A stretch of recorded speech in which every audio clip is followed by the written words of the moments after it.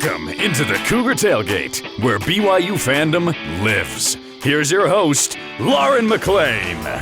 What's up, Cougar Nation? Lauren McCleon here with Cleon Wall, and we're doing what we do best, talking all things BYU Cougars. Here's what we got coming up on the show today. Junior defensive end Tyler Batty joins us to talk about adjusting to the new defense and new coaches, and which teammates, new and old, he thinks will make a splash this coming season. Plus, we tracked down Weber State transfer cornerback Eddie Heckard at the spring scrimmage a few weeks ago, and he told us all about his transition from Ogden to Provo. But first, ESPN's predictions for BYU's football season are out. Do we agree or disagree with where the nation puts the Cougars in their debut season in the Big 12? Cleon, what is up? Well, Cougar Tailgate. It is up. That's yeah. what's up, yes. I want to ask you this. When you go home at night, are you watching the NBA playoffs, NHL Stanley Cup, or the MLB? Because there's a lot going on right now. Why do you put me in this difficult position? I'm for sure it's going to be NBA playoffs. Okay. I love basketball. It's my favorite sport of all time. So I'm going to be watching the playoffs. I'm always rooting for the underdogs and the small market teams. Yeah. Those are the teams. I don't really root for. I guess I root for some players to win a championship, but in reality, I'm always about the small market teams. So right now, Sacramento, I love that they're doing well against Golden State. So I love stories like that. I like it when I see something like that. But just the NBA, there's a lot of drama, so I kind of like that too.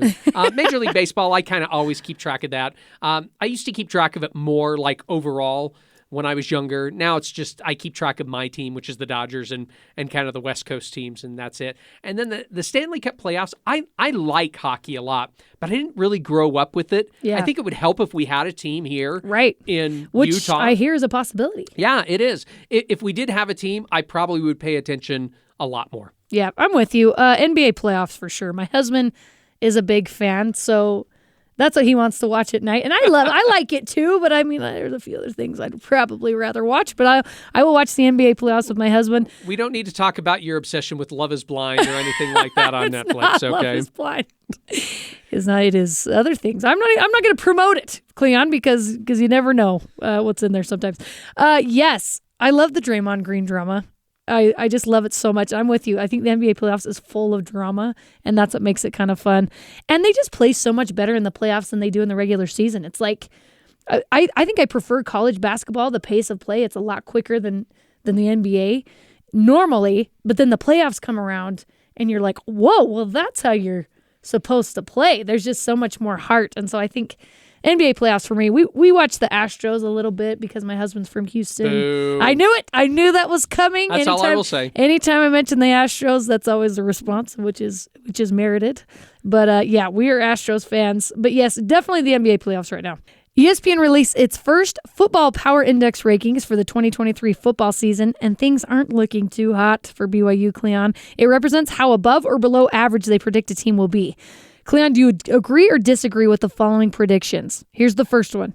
BYU is ranked 13th out of the 14 Big 12 teams in the Power Index at number 60, ahead of only Kansas, which comes in at number 68. Will the Cougars be higher or lower than By the that? way, how does Kansas have to feel about this right Yeah, now? That they're just like, really? Wait, we're not as good as a new team coming into the... Anyway, I think they'll be higher than that. Kansas is used to it. Yeah, I think BYU will be higher than that, but I don't know how much higher. I'm not surprised that they sit where they are, number 13. They have to go off what happened last year, meaning their football power index. They have to go off what happened last year. Yeah. There were some down spots for BYU last year. You've got a new defensive coaching staff. You're transferring to a Power 5 conference.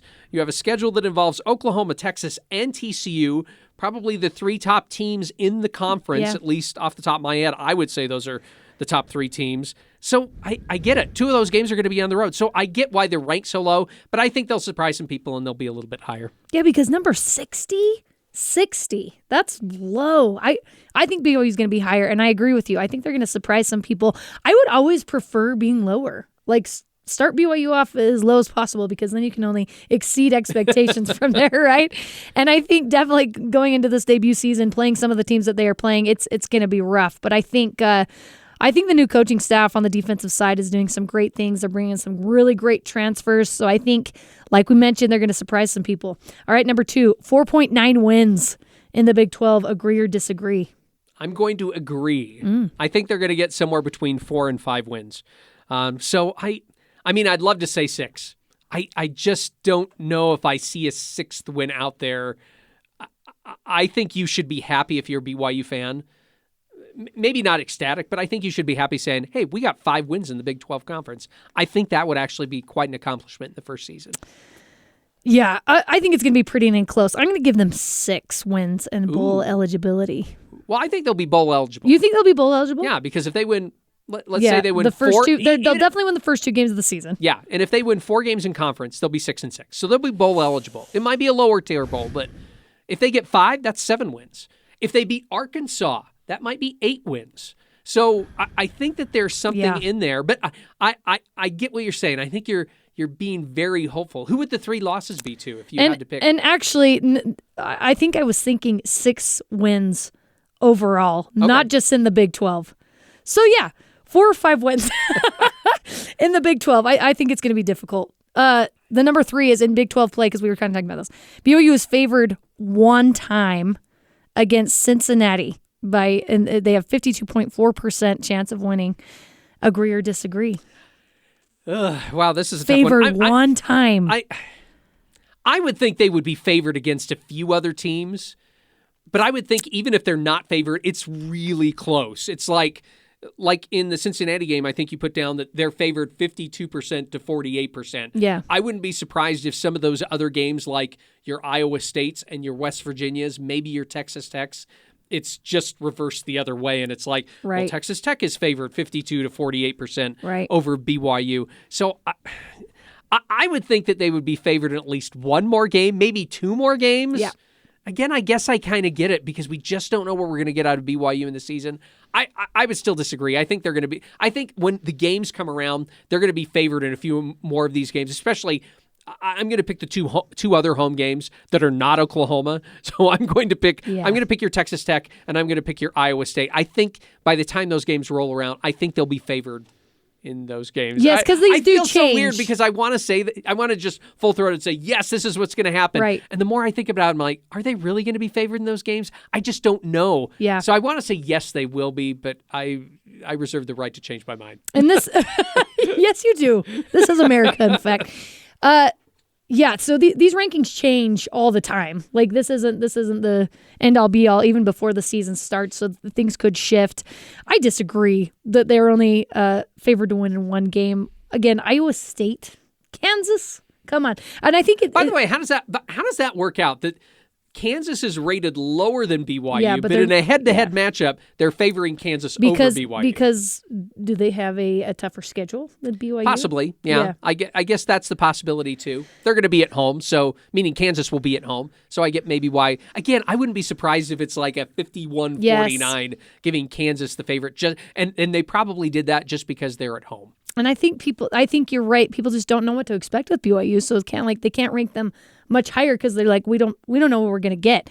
Okay, so on that note, the last one is BYU is slight underdogs to Kansas, which is the home opener, and Iowa State late in the season, but heavy underdogs to all other Big 12 teams. TCU, Texas Tech, Texas, only 5% chance that they're going to win, by the way. West Virginia, Oklahoma, and Oklahoma State. Do you agree or disagree with being heavy underdogs to those last teams?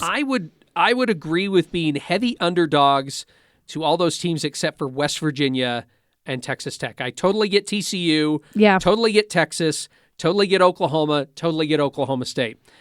I think Texas Tech actually, I'm sitting there saying, I think BYU might be favored. I think they're going to be a tougher team than what people think they're going to be. I think they're going to have their coach will be in his second year. They're probably thinking sky's the limit here. I don't know if they'll ever be top dogs in the conference, but they're definitely established. I could see BYU. I could see why they're underdogs, meaning BYU's underdogs. West Virginia, I'm not quite getting that. Yeah. Those would be the only 2 games that I'd say it should be a touchdown or less. That's what I think. Yeah, I don't agree. Maybe the TCU in Texas and Oklahoma. But even Oklahoma last year gave up tons of points. Yes, they did. And that's why I'm saying I don't know if people forget that BYU has played Power 5 teams year in and year out and had a lot of success against those teams. It's not like they're just getting bulldozed by these teams. BYU knows how to hang with these really tough teams, and I know this is going to be the most Power 5 teams BYU has ever played, obviously because they're in a conference now, ever played in a season. But I just think they should not be that heavy of underdogs to some of these teams because BYU historically does very, very well, even when they don't quite know what they're going to get the next year, And now they have a great established quarterback.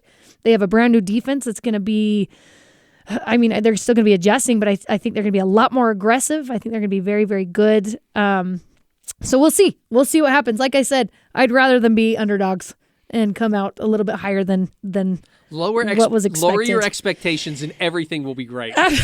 Such a great life motto. Cleon, one guy that might have a thing or two to say about BYU's rankings is the Cougars' new arrival at cornerback, Weber State transfer Eddie Heckard. Here's the conversation we had with him after the spring scrimmage.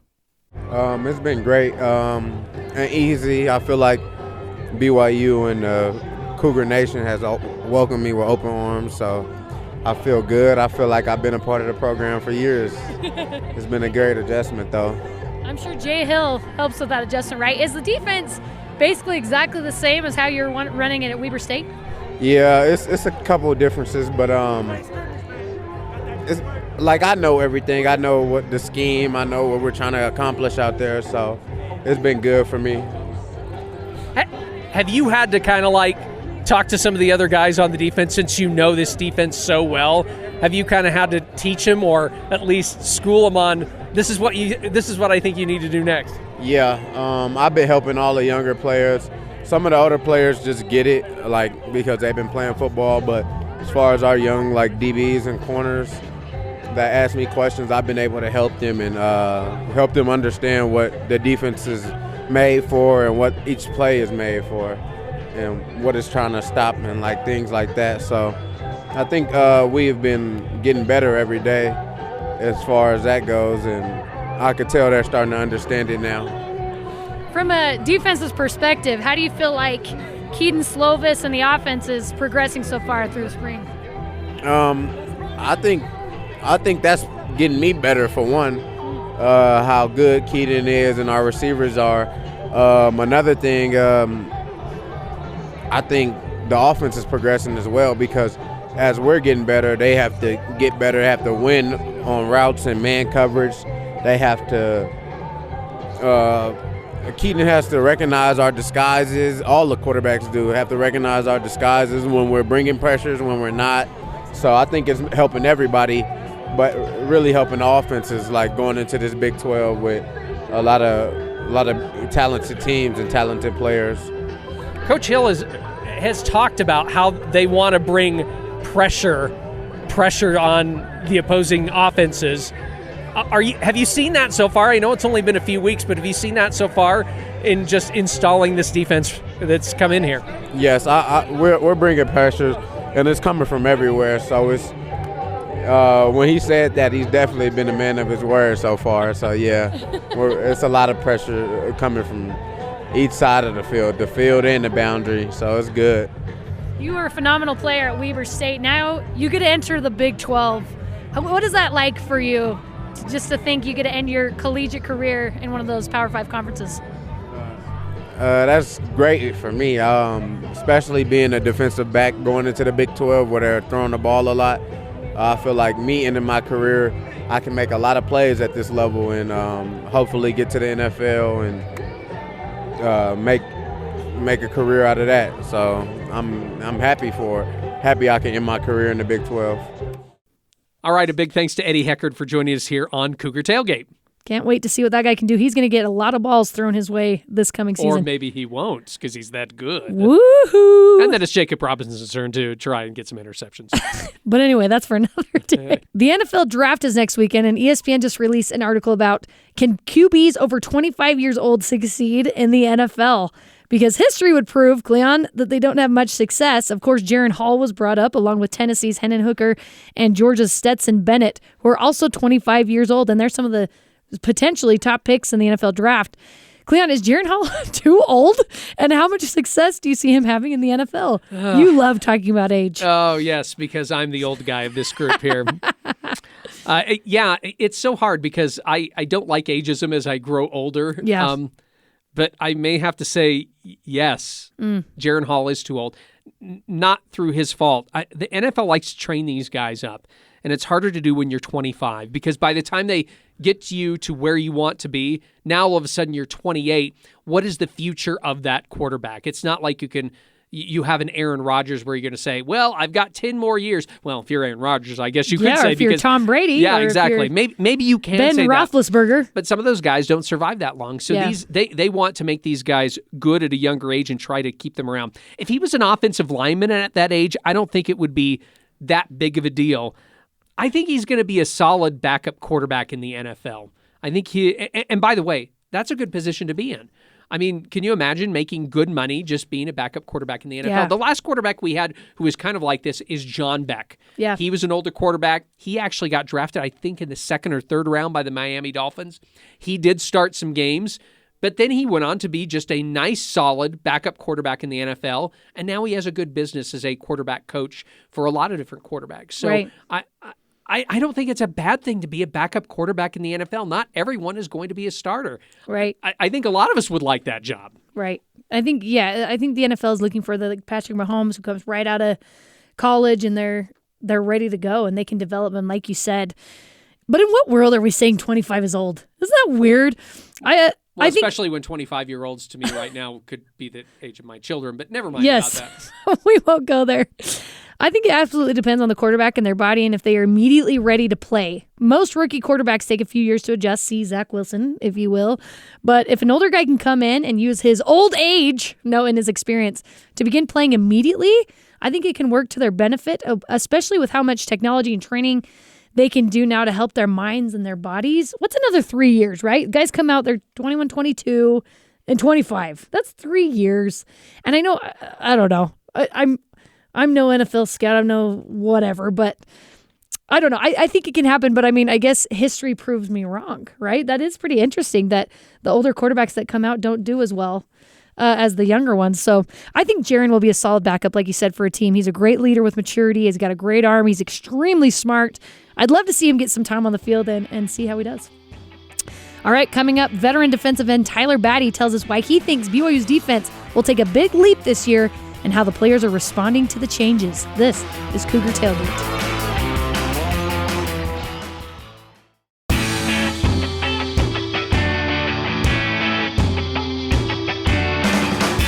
Welcome back to Cougar Tailgate. I'm Lauren McClain alongside Cleon Wall.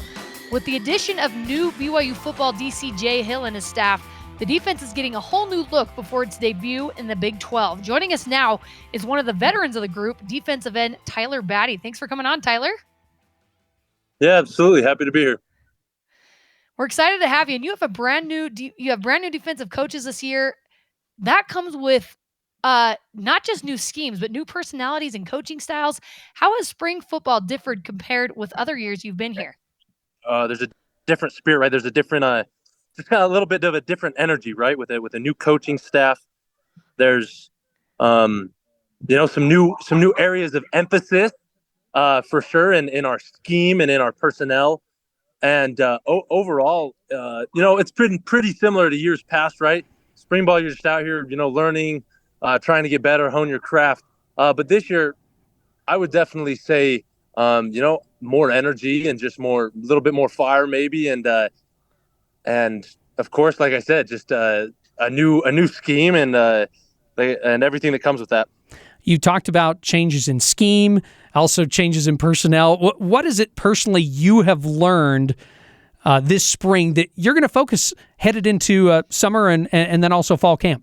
I think the biggest thing for me to focus on, coming out of spring ball, one, staying healthy, and I've been really lucky and blessed to stay healthy through this offseason thus far. So staying healthy and then working on pass rush, working on run defense. Those are the fundamentals, especially at a defensive end position, and especially going into our new scheme that are, of course, going to be of most use to me. Coach Hill's talked a lot about just how aggressive we're going to play, and we're going to get after offenses. And so for me, that's music to my ears. I love that. And I love this new defense. And so for me, it's just being able to, prepare so I can make the most of every opportunity that comes my way come fall. Tyler, that's music to my ears too. I'm so excited to see what you guys can do come fall. So has anyone told you that, and anyone meaning Coach Hill or the guys that are in charge of strength and conditioning, have you been told that you need to bulk up or slim down in this new scheme? What have you been told to work on as you move into the summer? Honestly,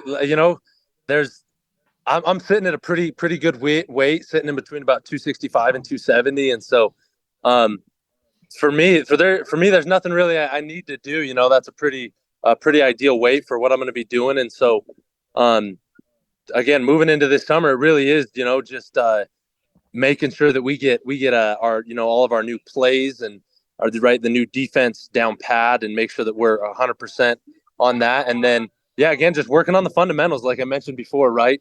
Just working on all those little technical things, getting our hands, hips, feet, eyes right. So that's going to be a big point of emphasis moving into the summer. You've been part of this new defense since January. What's your assessment so far of this new defensive scheme? And you could even say defensive unit, because you got new guys joining you too.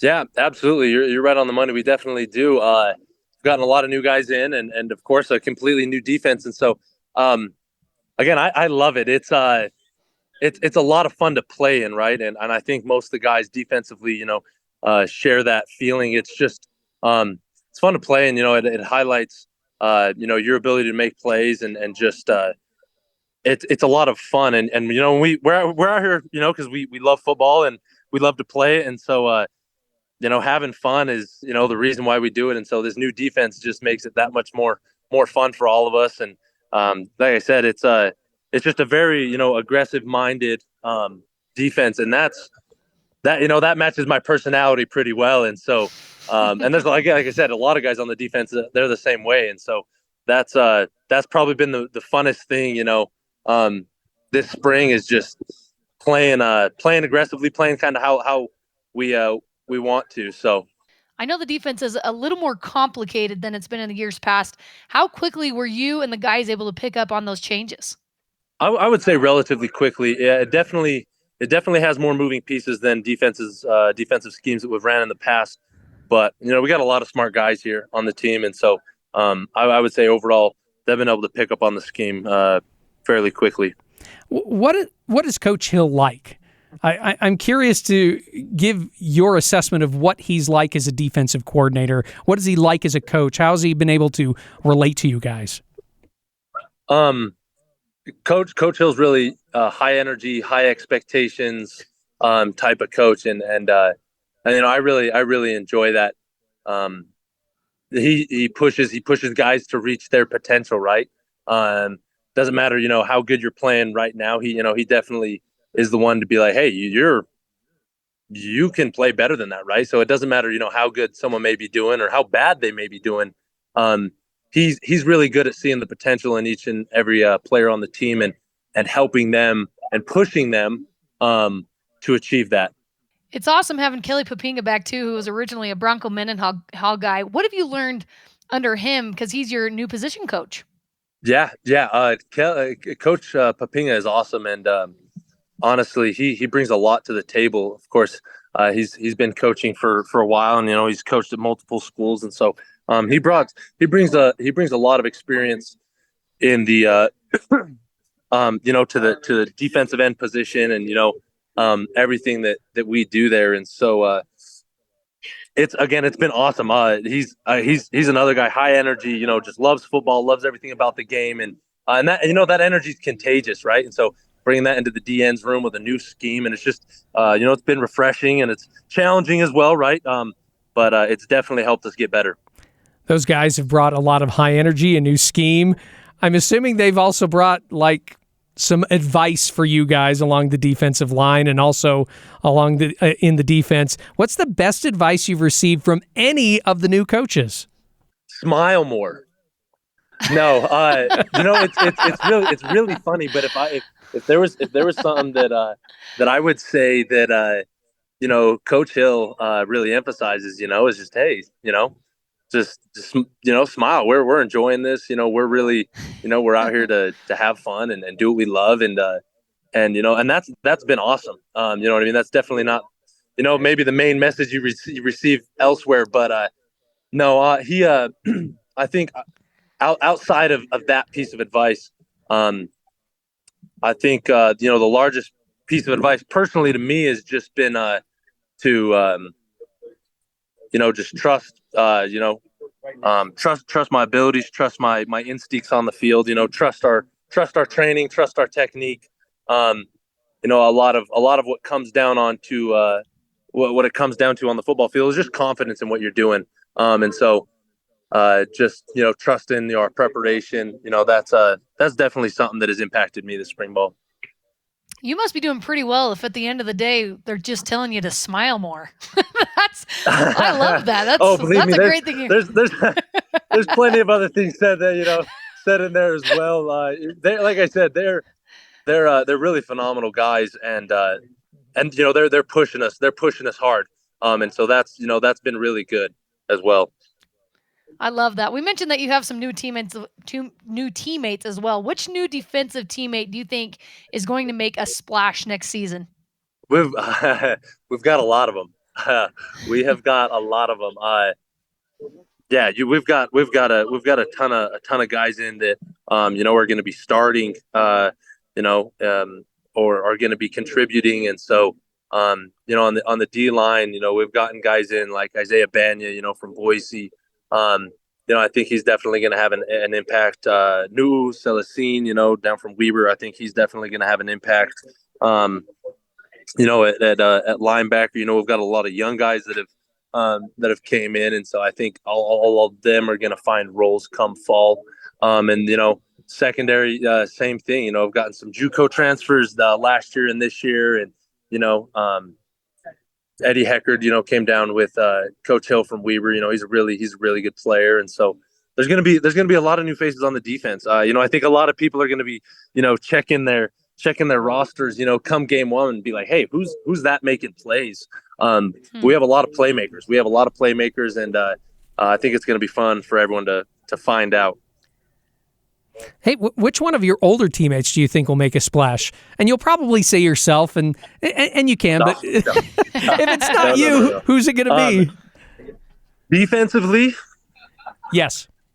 You look at Ben Bywater, Max Tooley, Chazayu, those guys.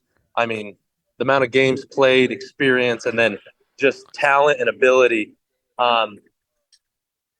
We've seen what all those guys can do when healthy and performing. They're big impact players. So, it's really exciting to have this defense that's shaping up. The offense is established under Aaron Roderick. Do you like that the pressure is kind of on the defense to step it up going into the Big 12? Do you like that the pressure's Absolutely. on you a little bit? Yeah, absolutely. I think it's really good for us. I think it's really good for us to just to know that and say, hey, this is our time to get better. This is our time to improve, and come fall, it'll be our time to make plays and contribute in any way we can to help the team win. We've seen you with a mustache. We've seen you without a mustache. In your opinion, what's the better look? It just depends. Just depends. I don't think the mustache will be coming back anytime soon. But it's a fun changeup.